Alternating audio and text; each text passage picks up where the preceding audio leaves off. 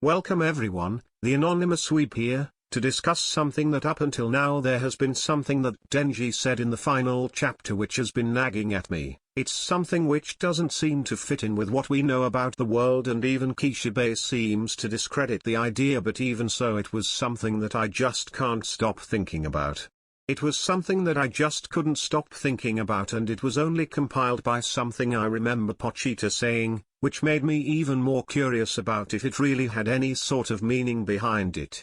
Two things before we get into the video proper. First things first, obviously this is going to contain spoilers, as it involves the final chapter, so if you haven't finished the story yet I'd suggest coming back later once you have done that. Second is that I feel like I need to do the whole YouTube thing, like and subscribe. Let's see if we can get to 500 subscribes before the end of the year, shall we? But with that, let's get into this theory on the importance behind Denji's words and Pochita's special ability to erase other devils. So, getting right into the meat of the discussion, I'm certain we all remember the climactic reveal that Denji was actually going to eat Makima. But after he did the deed, what was it that he said to Kishibe about why he believed it would work? He said that it was because he didn't consider it an attack, but rather it was his love which allowed him to consume her without risking her returning to live after he had done the job, while also not completely erasing the existence of Makima, or rather the control devil.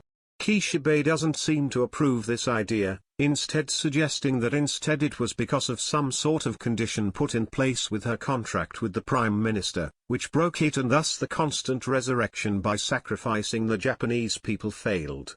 This was what I accepted as being the truth, as it seemed more in line with the story rather than the power of love being the answer to the problem that was Makima.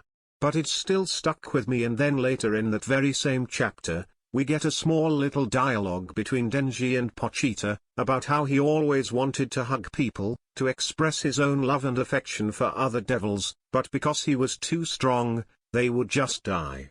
And he promotes Denji to give lots of hugs and by extension lots of love to the new control devil, Nayuta. That little conversation got me thinking. That little nagging feeling at the back of my head made me start to question if love was really such a ridiculous weapon to be used against a devil.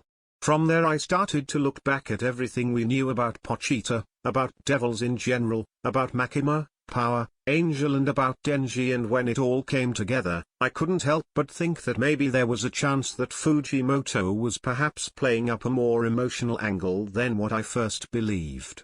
So, I decided, why don't we break it down and see if we can determine the authenticity of love being a factor in dealing with devils, and in turn being responsible for changing the perception of the story. Starting off with Pochita, what do we know about the Chainsaw Devil? Well, most of what we learn about the devil's past comes from the words of Makima, so everything needs to be taken with a grain of salt, as her perception about him and his actions might be slightly off when compared to the actual intention behind the chainsaw. So, the first thing we get to know is that this devil has been round for, at least long enough to catch Makima's attention and become one of the most feared, if not the most feared devil within the world of devils. During this time, it apparently consumed several devils including one embodying a star that broke the minds of children, the Nazis, and of course nuclear weapons. This paints Pochita as a bloodthirsty, chaotic monster, if not for the fact that Makima states this wild behavior was only exhibited towards those crying out for help and those who were seeking to harm those that are calling out for help. A chaotic nature which seems to take on a more heroic, if insane, perspective once we are given some context. It wouldn't be wrong to say that Pochita is seeking friends, compassion, and perhaps even a form of love from his actions, action which unfortunately, due to imposing physique and incredible strength, result in him not only being feared but also being shunned completely by those he seeks to protect, with the additional benefit of earning the attention of Makima, who only truly views Pochita from the perspective of a chaotic war machine, unable to distinguish between friend or foe, when in actual fact it is far more likely that Pochita for his early life was simple ignorant of his own strength until the point it eventually became known as the hero of hell. At some point Pochita ended up being injured significantly and reverting to a smaller, more harmless form which was found by Denji and subsequently named Pochita. Despite being initially reluctant to work with Denji, after some time together they become fast friends, once more playing up the idea that despite all this stuff about him being a wild and chaotic monster, he only ever really wanted to form a bond with someone, rather than being overflowing with hate, malice or even rage. It seems far more likely that despite his horrifying appearance and absurd strength for a devil representing Chainsaw, he is rather a devil which overflows with feelings of compassion, friendship and love. This is confirmed with his final declaration of how Denji should treat Nayuta, giving her lots of hugs and bestowing onto her the pure love which was denied to Makima, which resulted in how she turned out. Just to add further fuel onto the fire, it is stated that love can drive men to madness, and Pochita, during his stint as the Chainsaw Man, both before meeting Denji and when he took over Denji's body, seems to be quite mad in his sensibilities. Or perhaps it would be more accurate to say that he has a different understanding when compared to us humans, who are creatures with both a limited lifespan, a weak body, and an existence which we desperately try to carve meaning out of. Perhaps that is why, Makima, who loved and adored humans as if they were pets, in a sense becoming very much like a human, couldn't understand the love of an insane Pochita. But that's enough about Pochita for now. Just keep in mind that he is a devil overflowing with love, and we can move into speaking about devils in general. Devil, as they are introduced to us in the series, are creatures born from the fears of people around the world, growing in strength as the fear which gave birth to them grows in strength within the human population. Devils also seem to have a range of personalities, seemingly having no restriction on what sort of person they might end up being based on their experiences, from haughty and proud like Power to dominating and controlling like Makima. That said, a large portion of devils seem to seek to bring harm to humans for varying reasons, be it to increase the fear of that which they represent or for some other unknown reason which hasn't been revealed to us. Devils are also capable of making contracts with people, granting them an ability to summon them or some other kind of special power in exchange for something of value to the human, or of which is deemed valuable to the devil in question, something they crave, they desire, which they are in turn willing to give help to those they might not otherwise like their assistance. What they do with these things is unknown. Perhaps they collect and cherish them like how you would look after a favorite toy, perhaps. Maybe lovingly caress it at night? Well, it isn't really important. The fact that they seek something of value to them, seemingly on a personal level, is what is important. With fear being the thing which brings them into existence, it might be correct to say that they fear that which weakens them, which removes their strength, and perhaps maybe would even be capable of destroying their current self. It might not actually be such a drastic as that, but it is an instinctual response to it, something which makes them feel like their lives are at risk, and thus they feel a fight or flight instinct kick in. This might be why devils seem to have such a destructive disposition towards humanity, because they are the source of both their creation and their damnation. The feelings of happiness, joy, friendship and of course love are things which make fear less prevalent, less powerful altogether, which naturally affects the devils, so preventing these emotions would be their number one concern, even if they didn't consciously realize it. Perhaps that is why they make contracts with people, claiming something in exchange, be it from that person or from another, because they see it as valuable to that individual, and thus by taking it they take away a portion of their happiness, which paradoxically makes them happy as well. This is all speculation and doesn't consider of outlier devils, such as Pochita, who seems to be almost strangely unique in the way he acts as a devil, and in that his desires are more in line with promoting that which he should be most afraid of. And of course, this doesn't take into the account of devil personalities which, just like humans, can completely ignore their survival instincts in pursuit of something which they know is dangerous to their continued existence. But that's all I wanted to say on the basis of devils in general. Now I'd like to speak about Makima. Makima, the controlled devil, the hidden final boss that has been with our main protagonist since the beginning of their journey, and also a devil which seeks to not only save humanity but also to cuddle, nurture and guide humanity. It wouldn't be an understatement to say that in all of the series, Makima is the character who wants most to save humanity, as a whole. But of course, that is all just flowery language which can be used to disguise her desire to control, dominate and otherwise remove the agency of humanity as a whole. For while she might have the deep-rooted want to see humans live good lives and not be harmed or otherwise inconvenienced, her version of love is one which is incompatible with humans, with our general sense of self and desire for self-preservation. Humans need fear, that is simple a fact. Fear is something which motivates us, fear of failure pushes us to do better, fear of regret pushes us to take chances, fear of death keeps us from doing things which are obviously going to get us killed, and fear of not having a purpose is what causes us to strive for such a thing, to give ourselves meaning when no one else can. Makima's love for humans is something which would rip away something that makes humans, who they are. They wouldn't even be dogs at that point, for even dogs know fear. In fact, all animals know fear, and amongst them humans are perhaps the only one capable of consciously choosing to overcome their fear, not because of a greater fear but just from sheer will. A human without fear isn't a human at all, and thus Makima's love could never be fulfilled, as even if she achieved her goals, she would have been left without humans as they currently exist, and thus, she wouldn't have gained the love she was after. But if we move away from her emotional condition for a second, to instead focus on something a bit more tangible, if that is even the right word to use, that something being her power of control and ability that she herself states allows her to control those she deems lesser than herself, we are given no more details on it than that, nor do we get any sort of idea of what makes someone qualified to be controlled or not by Makima. I assume it's a personal thing relating to her perceptions of a person, as for instance she was capable of controlling Quanch, who seems to be undeniable more powerful than Kishibe, yet didn't seem capable of controlling the man himself. But despite being the controlled devil, and despite this power seemingly being almost all-powerful, there have been those capable of breaking free or outright shrugging off her attempts at controlling them. These circumstances are both unique but also share a considerable amount of similarities between them. The first one to demonstrate such an ability is around the same time as we learn about Makima's true identified, that individual being Angel, who was able to break free and even try attacking Makima when she took control of Aki.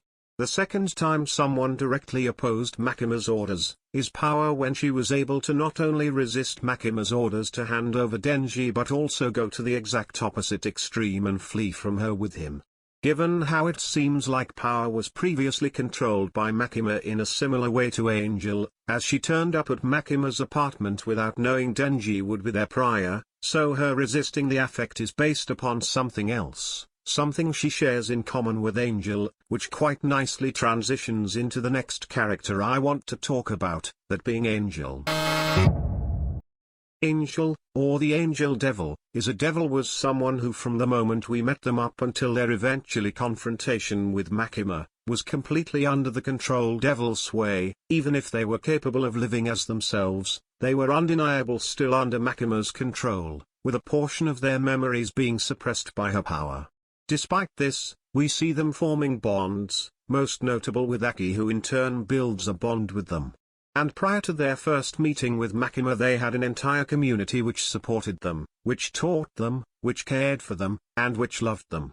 And in turn Angel loved them, one person more than the others naturally, as they shared a special connection to one another. At this point in time, Angel didn't seek to do harm to anyone, didn't want to use their powers because all it did was bring pain and death to those around them. Angel was a being which was filled with compassion and love for the people around them, and when Makima took control of them, she made Angel use their power to kill those people, to kill the community they cherished, to murder the person they held most dear. And for what? What purpose was there in this?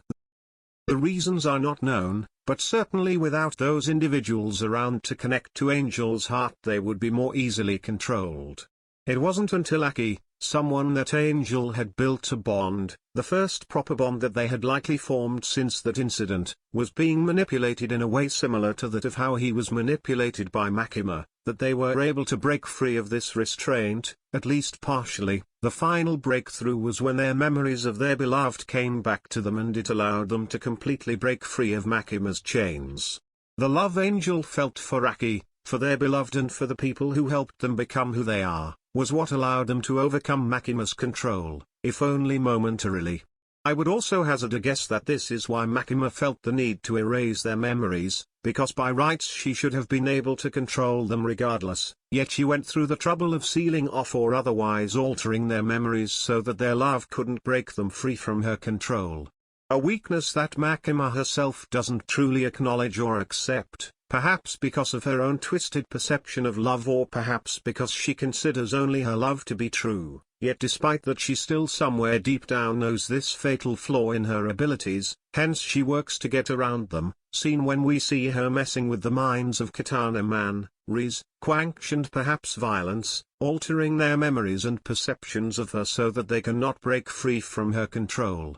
It seems like love is the ultimate weakness for her ability, and that love doesn't seem to require it be romantic love or passionate love or any other kind of love which involves a sexual attraction to someone, because we see a similar thing happen with Power, and so now let's move on to talking about her instead. When first introduced, it wouldn't be an understatement to say that Power was arrogant, selfish and hardly what you would consider someone filled with love for anyone or anything except for maybe her cat. Yet throughout her time in the series, due to the selfless actions of those around her, and despite her prior reasons for not trusting others, she came to consider Denji at the very least like he was a brother to her. You can clearly see the shift beginning to take place from the moment Denji first rescued her and her cat. Perhaps the moment which shows this best prior to her first death would be when she willingly and in fact insisted that Denji drinks her blood as a thank you for staying with her rather than going on his trip with Makima. I repeat, the blood devil or fiend, not that it matters, insisted that Denji drink her blood, the blood which is responsible for not only her life but for sustaining her strength, as we see that when she has too much blood it requires draining so she doesn't get too strong. If a devil, willingly giving away its strength and the source of its fear to another isn't a display of love, I don't know what else could be. I'll admit the significance of this act was also lost on me until I started writing this and put it into context, but this one action might have been one of the most selfless acts in the entire series, and it came from a character widely considered to be among the most selfish. Now that's character development. Then once she's revived, from that very same blood she gave to Denji, she deadass stares Makima right in the eye and doesn't bend the knee to her. She doesn't give herself to become one of her slaves or even just stand there motionless. She outright rejects Makima's command and does the exact opposite of her command. And why is it that Power turns traitor to Makima? Because she didn't want to lose her first friend, she didn't want to lose the one person who she considered to have value in her life. A life which she didn't consider to be equally worthless and pointless as everyone else. I truly believe that had she not grown so attached to Denji, she would not have been able to resist Makima's control. We get a pretty clear idea of how Denji feels about Power, viewing her with a clearly sisterly love, or rather a sort of platonic love, but we don't get as much of an idea of how Power feels about Denji, only that he is the one person that makes her feel like putting her own life on the line. The only other creature to gain a similar level of importance would be her cat. So does this mean she has the same kind of love for him as she would a pet? Well, I'd disagree with that, seeing as she didn't really consider her cat when facing down Makima.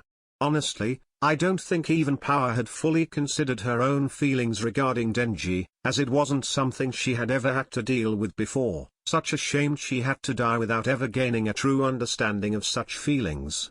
But speaking about Denji, let's get into him. If you are to look at the story of Denji with a critical eye, you could say that the entire thing was a story of trying to gain the affection, the love of someone else, and along the way stumbling into loving relationships with others. If anything, from day one Denji was a character who, despite being from the worst possible circumstances, being used, abused, and tossed aside, was someone overflowing with love. It's not shown directly, but he falls into love quickly, and even when he dislikes someone initially it doesn't take much for him to warm up to them, in a similar manner to how they doll with him. It is most obviously shown when he suffers essentially a complete mental collapse after the demise of Aki and subsequently Power, in addition to having the person he has been seeking the affection of for so long turning around to be the source of his suffering, leaving him to fold inwards as for as much love as he has. He also has a bottomless pit of sorrow and pain, But even in this mentally broken state he is still capable of loving someone, even to his own detriment. His love for Makima was true. I know a lot of people just call him out, saying he is a simp and playing it up as one huge joke, but to these people I have to ask, if you love someone, you truly love someone, are you just able to completely banish any feelings or affection you have even if they hurt you? Starved for love from a very young age, it isn't really any surprise that he would put his all into those who actually took the time to know him and to build relationships with him. There is nothing which he values more. And while we can't determine if his ability to defy Makima is owing to being Chainsaw Man or because of love, we can say that he wouldn't Chainsaw Man if not for his love, because there is no way Pochita would have seemingly given up his own dream of being hugged by someone for Denji's sake if there wasn't a mutual love between them. I'd also argue that it was love which pushed him to become the monstrous Chainsaw Man we saw near the end of the manga, his love for Makima conflicting with his love for his friends and family and his dream of being loved, because once again Denji's entire goal in the series is to find love, even if he doesn't fully recognize that as he has been devoid of it for so long. So, what if Denji, a character so full of love, who received love from power, from Maki, and from Pochita, was to consume a devil like Makima? One which seems to be completely devoid of the love Denji has received and of the love he gives, who couldn't bring herself to make equal relationship with others because she was always at the top, always in charge of other people's lives and always being looked up to as an end goal, rather than someone to be walked alongside. Well, that leads nicely into the wrap-up for this video. So how do we go about tying this all together? Well, I'll simply present my hypothesis. Pochita, the Chainsaw Devil, doesn't possess the unique ability to completely erase devils because of something to do with his creation, his origin or anything like that, but rather because he truly and wholly loves, and love being the exact opposite of a devil's fear. By consuming them they are encased in that love which denies their fear, and they are unable to reconstitute themselves. As a resulting of being made from a fear within the consciousness of the people, once a devil is unable to reconstitute itself, in order to deal with the anomaly, the source of the fear is also erased, be it a significant portion of history or a single star in the sky, they are all erased by this love.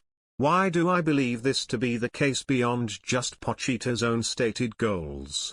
Several reasons outlined in this video rather, namely the fact that love has proven time and time again to be a factor in resisting or outright negating abilities possessed by a devil, most obviously displayed by Makima. Adding on top of this fact is that Denji himself, once consuming Makima, declared that it wasn't an attack but rather an expression of love, be it warped, inhumane or otherwise completely foreign to us, as that, it is still within his belief that consuming her was an act of love. So why is it that Makima's existence wasn't erased? Why wasn't the controlled devil and the very idea of control erased from the world if love is what destroys devils? I believe it is because of the intention behind that love. Denji wanted to become one with Makima, to share the burden with her, whereas I believe Pochita's love was at least at first a more selfish love, one which only truly benefited himself, hence why even after having to realize his own strength, and the danger it posed to others, he still sought the embrace of others, so that he could feel the affection they felt. To me this suggests a key difference in the type of love that the pair express, and thus they have differing results. A love which selfishly only considers yourself results in the erasure of a devil, because you didn't deem them as important or at least as important as yourself, whereas a selfless love, a love which is willing to accept the failings of a person, their flaws and everything that makes them who they are, is one which while dispersing the devil doesn't result in the complete erasure of their origin, because you view them as important. That is the basis of my idea. Honestly, as I'm writing this, I'm not certain if any of this makes any sense at all, but I can't get the idea to go away, and wouldn't it just be thematically appropriate that this story, with all its blood, gore, and violence, with a level of mental torture and cruelty, had a message like love was the answer all along? Ha! Even if none of this was Fujimoto's intentions and this is just me seeing connections that aren't there, isn't that what makes a story truly great? That I can make a video like this and truly feel and believe it because of how the text makes me feel? Now I'm just rambling, so better cut things off here. I'm currently working on a video regarding Dark Souls, on a subject that at the very least I've never seen covered in detail before, not the lore because that's been done by people far more talented than myself and not about game design but rather something else, something I feel often gets wrapped up either alongside the lore or being part of the Dark Souls experience, and that is how Dark Souls does morality, or doesn't, or how it kind of does but also kind of doesn't at the same time. Anyway, that's enough for now. If you enjoyed the video, don't forget to like. If you have your own thoughts, don't forget to comment, and if you want to see more videos like this, subscribe and let me know. I've been the Anonymous Weeb and I wish you a good day or night wherever you are.